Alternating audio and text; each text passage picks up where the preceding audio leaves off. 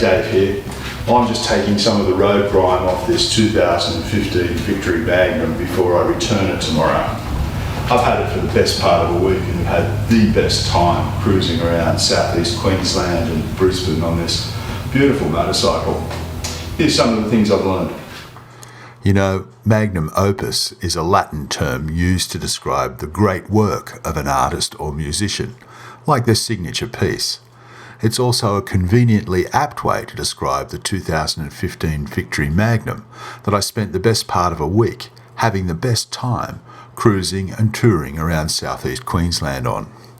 I found this to be a great piece of work in a number of ways. It's a very enjoyable and quite versatile ride. For me, it's something of a crossover between a cruiser and a touring motorcycle, and it does both jobs well. The first thing that got me as Robertino wheeled it out of the Victory Brisbane showroom was how aesthetically pleasing I found the machine. It beckoned me to ride the wheels off it, and I did, every chance that came my way. A long way. The next thing that struck me was how comfortable the bike is. Victory claim that the 667mm saddle height is the lowest in the class, but it still remains very comfortable for a tall rider. I'm 195cm or 6'5", and this one is ride all day good. The saddle is one of the most comfortable I've parked my butt in. Plush. The pull-back handlebars give a sit-at-the-table riding position, and the floorboards are long and wide and offer a variety of leg positions for relaxed or sporty attitudes. There are also OEM Mini 8 handlebars available. If your legs are long enough, you can even hang your heels over the scallop front edge of the boards, and they work like very comfortable highway pegs. The dashboard and cockpit are also very attractive. The instruments are very legible, and they display the usual luxury motorcycle array of data, right down to the ambient temperature thermometer. The dash is colour matched with the bodywork, and it gives a beautifully integrated hot rod feel, while the 100-watt stereo really pumps. Naturally, for a luxury motorcycle these days, it has the full Bluetooth connectivity for phone or music device, and there are power outlets on the dash and a handy USB connector in the right-hand pannier. The other creature comforts are well done too. The cruise control switches are located on the right-hand switch block, and the sound system's buttons are hung under the left. The other switch gear is Victory standard, and the LED headlight casts a wide, flat spread with an additional spotlight coming into play on high beam. The 21-inch front with low-profile rubber and premium cast wheel sitting in 43mm telescopic forks also add to the visual appeal, as well as making it a very stable open-road motorcycle. The test bike is fitted with a shorty windscreen that is great for around town and cruiser work. For longer trips, there is a larger touring screen available. It's called the Clockworks Flare and has an Australian recommended retail price of $375, and the changeover is simple. It will alleviate some of the minor buffeting that comes off the shorty at freeway and open road speeds, and then it's simply a matter of deciding on what direction to take.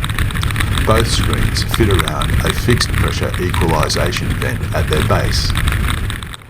Touring speeds are where the 21-inch front end really comes into its own. The steering is light, precise, and the stability that the larger hoop and excellent geometry provides is quite noticeable. The bike is nimble for one tipping the scales at 345 kilograms dry, and low-speed turns or side-to-side action is rewarding, and the size of the hoop doesn't interfere at all. But what really impressed me is the bike's rock-solid feel over the super slab or on country back roads. It's firm and planted, and whatever the opposite of skittish is, this is it. Just sit back, relax, and enjoy how good riding this bike feels. Seriously.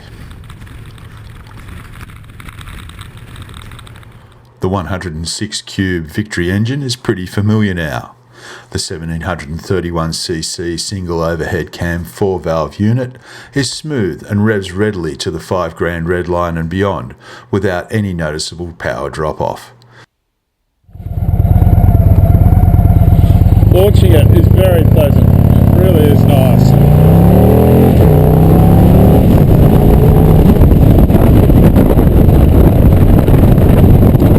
It It will also trundle along quite happily at 60 kilometres an hour in the tallest of its 6 speeds without lugging or bogging down, and the final belt drive is slop-free. The gear-driven primary adds to the direct feel at the throttle hand too. The test bike is fitted with Victory's tri-oval exhausts, and they sound great, particularly from the rider's perch, and they're priced at $1,900 fitted. Absolutely sounds like honey too. Really sounds good when you're on it. You listen.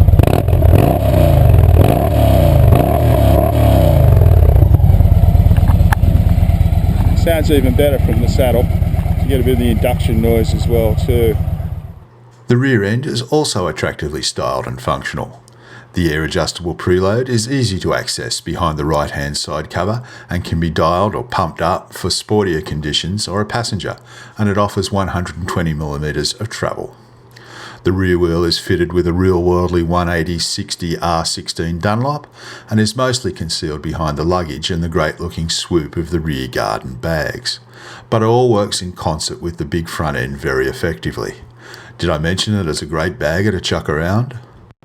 The 1670mm wheelbase adds to the stability, and the 300mm floating rotors, twin on the front, single in the rear, are fitted with ABS.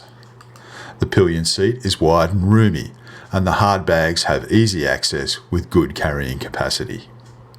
As you can probably tell, overall this bike sung to me, much louder than the impressive stereo did.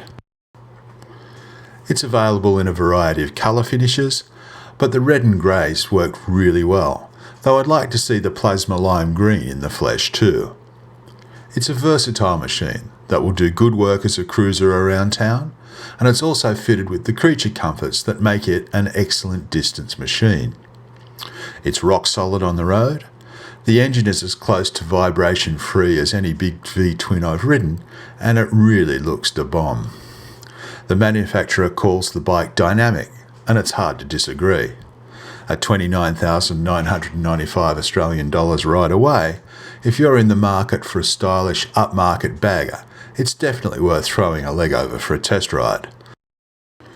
So there you have it, Magnum Opus. Great work, Victory.